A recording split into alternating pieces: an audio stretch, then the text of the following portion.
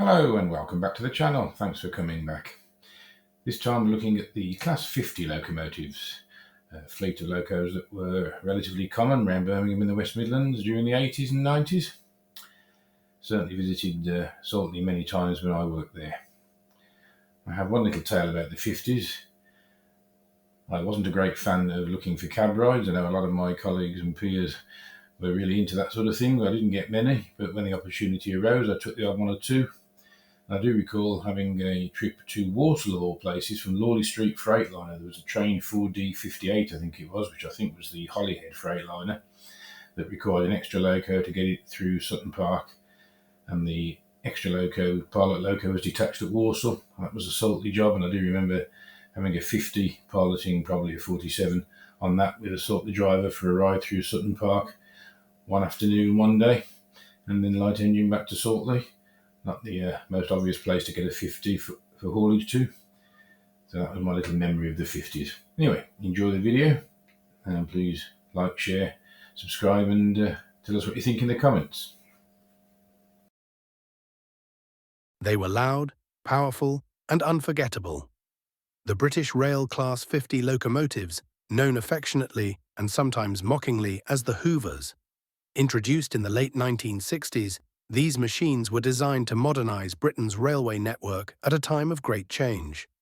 They represented progress, but also the growing pains of an industry caught between steam, diesel, and electrification. From their troubled beginnings to their triumphant preservation, the Class 50s have cemented their place in railway history. Loved by enthusiasts, remembered by crews, and instantly recognizable by their sound, they carved out a story of character, challenge, and eventual redemption. This is their story. By the 1960s, British Rail faced a monumental challenge. Steam was ending, but electrification was far from complete. The West Coast Mainline, Britain's busiest intercity route, needed powerful diesels to keep the expresses running. The solution came in the form of 50 new locomotives, numbered D400 to D449. Built by English Electric at the Vulcan Foundry, they promised speed, power, and modernity. Each carried 2,700 horsepower under its distinctive angular bodywork. Later, under the new top system, they became Class 50. But to enthusiasts, they would soon be known by a very different name. The Hoovers, a nickname coined by staff at London Paddington, so legend has it. Inside each locomotive was the heart of a beast, the English Electric 16C SVT prime mover, a V16 diesel engine derived from marine designs. The locos were fitted with electronic control systems, air brakes, and an advanced traction package, features that marked a step forward for British Rail. But the clean air plant, designed to filter intake air, produced a high-pitched whine. It earned them their famous nickname. The sound was distinctive, unmistakable, and it gave the locomotives a unique identity. One of the earliest to enter service, D400, would later become one of the most famous. Under its tops number 50050, Fearless survives in preservation today, a living reminder of the class's turbulent beginning and enduring legacy. On the West Coast Mainline, the Class 50s took charge of prestigious expresses from London Euston to Glasgow. Yet their promise was soon tested. Reliability issues plagued the fleet, electronics failed, engines overheated, and depots struggled to maintain them. To passengers, the 50s were sleek and modern. To railwaymen, they were sometimes a nightmare. Still, when they worked, they impressed and became a familiar sight on Anglo-Scottish services, hauling express trains at full tilt, their deep engines echoing through the night. But by the mid-1970s, the wires had reached Glasgow. The new Class 86s and 87s, electric and efficient, displaced the diesels. The future of the 50s looked bleak. Instead of withdrawal, the fleet was given a new lease of life. Transferred to the Western region, they became the pride of services from London Paddington to the West Country, and later on the route from London Waterloo to Exeter. Here, the locomotives gained a loyal following. Names were bestowed upon them, a tradition that gave each machine character. 50035 Ark Royal, named after the aircraft carrier, carried its naval name with pride. 50007, Sir Edward Elgar, was painted in unique green livery, became a celebrity locomotive, often used for special trains and commemorations. In the 1980s, the class received a comprehensive overhaul at Doncaster Works. Gone were the troublesome clean air plants. In their place came upgraded electronics, improved reliability, and a bold new look. Locomotives emerged in the striking large logo livery, their bold yellow fronts and sweeping blue branding making them icons of the decade. For a time, the Hoovers were at their best, dependable, powerful, and unmistakably stylish. We hope you're enjoying this 50 tribute. We're halfway through the 50 locos. Please like, share, and subscribe. Thanks. But nothing lasts forever. By the late 1980s, the high-speed train had conquered the western region. With their higher speeds and greater efficiency, the HSTs made even the rejuvenated Class 50s redundant. Withdrawals began, and by 1992, only a few remained. The final years were marked by emotion and fanfare. Special farewell tours were organized, drawing enthusiasts from across the country.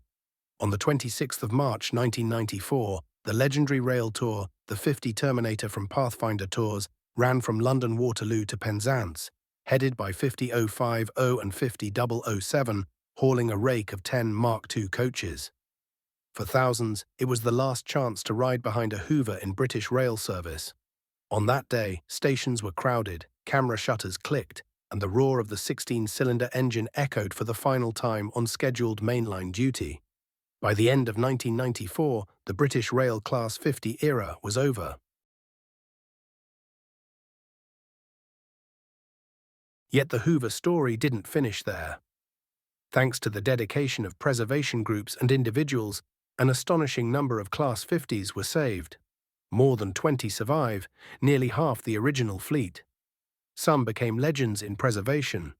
50031 Hood and 50049. Defiance formed the backbone of the 50 Fund fleet. For a brief revival, preserved Class 50s even returned to revenue service.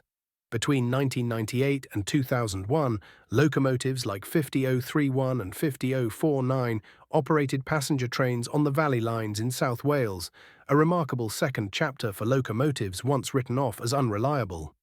Today, Class 50s can be seen on heritage railways across Britain, their distinctive sound echoing just as it did in the 1970s and 80s. They are not just relics of a bygone age. They are living, working machines, maintained with love and passion by volunteers.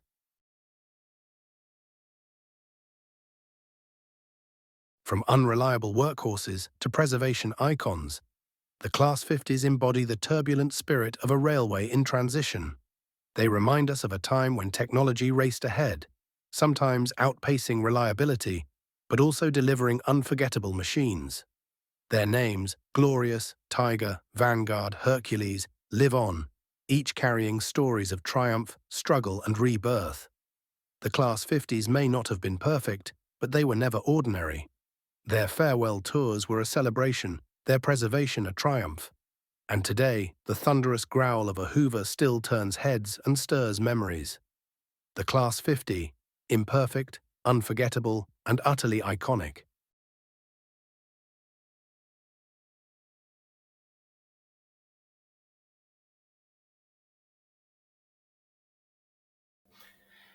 So now it's time to take a look at the Saltley Loco logbooks, the extracts from those from this day in history, this time September 1984, 41 years ago. So the anniversary date of the upload of this video, which was the 17th of September. We've got the pages that cover that date, which this time are two images stretching from 5:10 on the morning of Saturday the 15th of September, right through to 3:25 in the afternoon of Wednesday the 19th of September 1984. And not that many 50s, considering. First one makes an appearance on the Saturday afternoon, 50003 off 1M44, and then literally just before the anniversary date of this video, at 23:59 on the 16th, 50017, not recorded what that's come off. On the actual day itself, the 17th, just 50040 coming on the shed at 2 in the afternoon. Not that many 50s really, considering how many did visit Saltley. Anyway, hope you enjoyed perusing those pages. Thanks very much for watching. Please like, share and subscribe, and we'll see you next time. Thank you.